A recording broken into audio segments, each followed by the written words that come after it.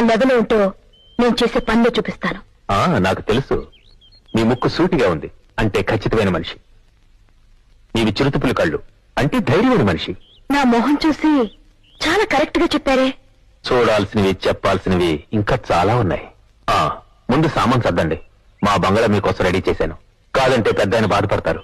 ఎవరో బాధపడతారని నా అభిప్రాయం నేను మార్చుకోలేను. గవర్నమెంట్ నాకు జీతం ఇస్తోంది. ఆ జీతానికి తగినట్టుగానే నేను ఉండాలి.